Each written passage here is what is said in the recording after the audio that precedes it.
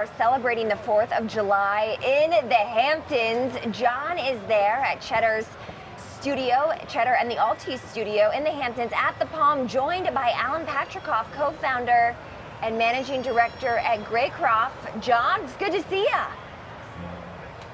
Good to see you. Not celebrating, Kristen. We're out here working. Can't you see? Alan and I are in shorts and everything. We do see. Working hard, yes. All right, well, look, it's a high honor to be here with Alan Patricof, founder of Greycroft, one of the leading early-stage venture capital funds in the United States. And Alan, before we get into the portfolio, I want to talk a bit about Blue Apron, and you're an investor in Plated, and I'd like to get your general thoughts on that meal delivery space, especially in light of Amazon's acquisition of Whole Foods. Well, I think it's a great space, and it's an alternative, obviously, to what Amazon is doing to Whole Foods. I think Blue Apron is going to do well. I think Plated is going to do well. We like to think that our metrics are better, although they're much bigger. But we're in a space where there's a lot of room. There's no winner takes all. We've got 3 or 4 companies. We think Plated is certainly number 2 to Blue Apron, and we have some metrics to prove it. And what are some of the metrics? I mean, what can you tell us about the metrics about Plated that make you excited about it, that maybe you think it gives it some strength relative to Plated? Well, relative to Blue Apron. Obviously, as we've seen, we now know Plated. We know Blue Apron's figures, and we have a retention rate that's probably about 20% better than what Blue Apron has, and we know the facts versus theirs. It's not just guesswork, and we also have about a $10 higher average order value, which comes about because we present ourselves as having a higher quality food and more choices, and that in itself brings up its order value.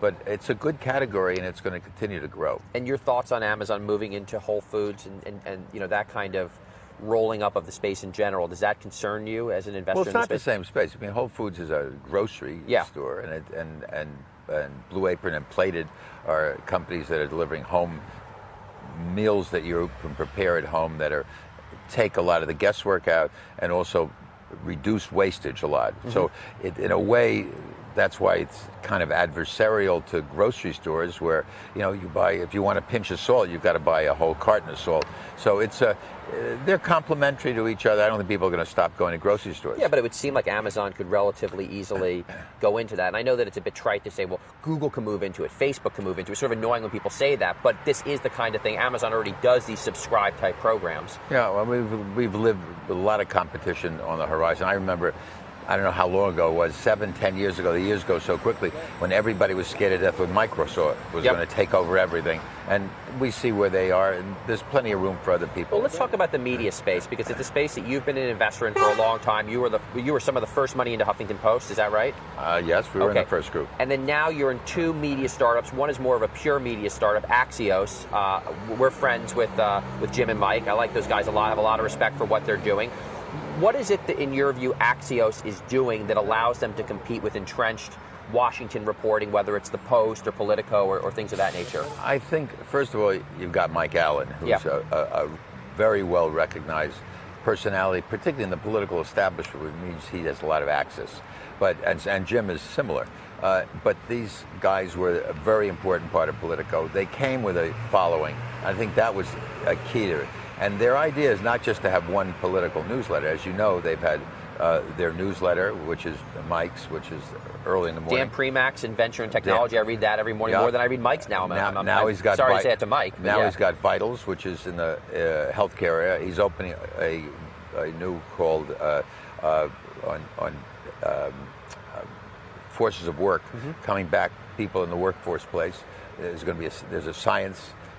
We've got a whole slew of separate newsletters, each with their own following. And of course, there's a lot of cross-roughing because one can promote the other, and you'll see that on the site. So I think they're building a new digital media content site that will cover what you would normally get in a newspaper. You'll have each segment, and some will read all of them, as I do. And I assume you do, and some of them will only read the one they are particularly interested in. People are always coming to me and they're saying, John, you should go buy X, and it's always a distressed media brand that used to be strong in the business space, right?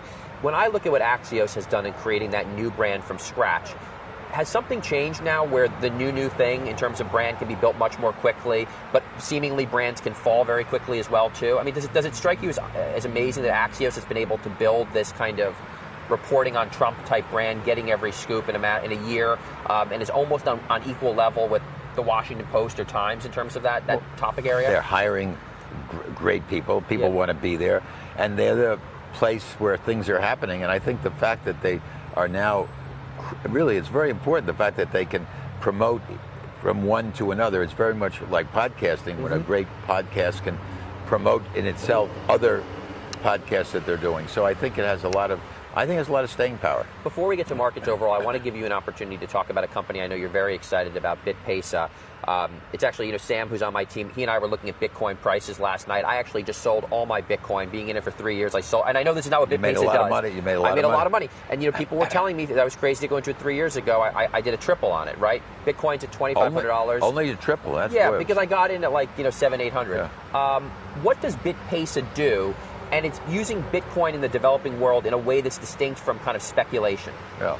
The first and foremost, it's run by a very exciting woman, entrepreneur, who is an American, a Caucasian American, who moved to Africa for her life, has lived in Nigeria, Kenya, now is based in Senegal. And she's built this payment system where the problem has always been, if you have Nigerian Naira and you want to sell something to Kenya and you need Kenyan shillings, first of all, it's very, very difficult. Second of all, it will cost you at least 10% to do it. Third of all, it'll probably take you 2 weeks to do it. She uses Bitcoin as the intermediary. So you can go from Naira to Bitcoin in a nanosecond, and which there's plenty of Bitcoins around to do it. And then from Bitcoins back into Kenyan shillings, so that the cost is a fraction of what it would cost you. And the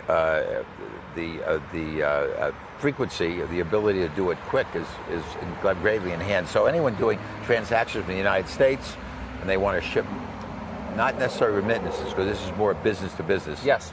Has now an ability to move currencies around, and some major corporations are starting to use this as a way of transacting business and getting paid in the developing world. It's not just happening in Africa. She's focused on Africa, but she's going to move to the Middle East. As I was studying up on the company last night, it seems like the second wave of excitement now around cryptocurrencies is in this transaction layer as opposed to actually the coins. Is that accurate, Alan? Is that where the excitement is now, is from moving goods and services in places where typically it would be hard with traditional currencies? It's ideally set up because of the ability to do it quicker and without a lot of, you have to be regulated. The cryptocurrencies, as you call them, I call them digital currencies, are being regulated by all the central banks in these countries. It's not so simple to do. And one of the things about this particular company, Elizabeth, who runs it, Elizabeth Rosiello, is that she's been able to work through the system and be able to transact all throughout Africa. Last topic I want to hit on is a conversation you and I had. One of my favorite conversations, I think about it all the time. We had a conversation at the Golden Pear here in East Hampton, I think 3 or 4 years ago, and you told me about how, I think as recently as the early 90s, certainly the late 80s, companies were going public, were doing $25 million offerings, and you had just a burst of companies under $100 million market cap that would go public. You were talking to me off camera before that you're seeing a potential resurgence in this now? I think it has to do a little bit with the Jobs Act, and which has now been improved in the last couple of days, last week.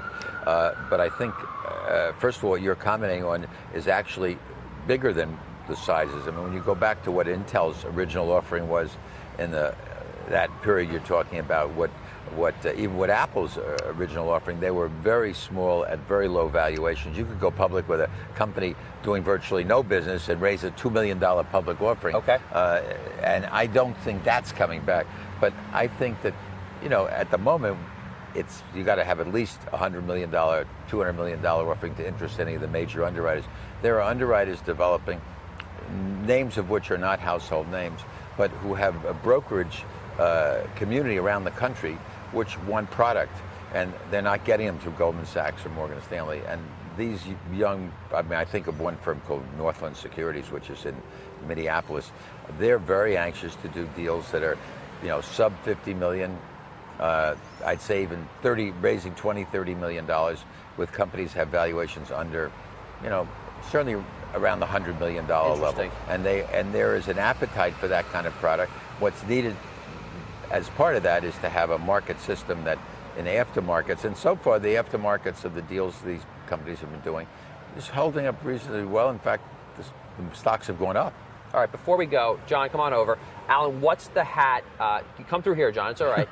We're casual here. We have a surprise visitor. We got a surprise visitor here, John Patricof, who is the CEO of New York Football Club. I didn't mic you, so you won't really be able to talk. You'll just have to kind of pantomime. Alan, what's the hat you got on there? NYCFC, the new soccer team playing at Yankee Stadium. How are they doing this season? We're doing really well. Yeah. We're in third place. We are. David V has been incredible. Probably the best player to play soccer in New York City, potentially ever. All right, when's the next game? We got our next game at home on July 19th against Toronto, who's actually right ahead of us. And where do people watch? Watch on Yes or on Fox Sports Go. If you're, we're actually playing on Wednesday, July 5th, 10 o'clock. You can watch on Fox Sports Go, which we know we like, OTT, right? So we love OTT. None of our audience has cable boxes. So you guys can put it on FS Go. And I brought you this. I thought I'd brought you one before, John. No, I never got. I love scarves. I love scarves. If you go to a game, you can buy one of these.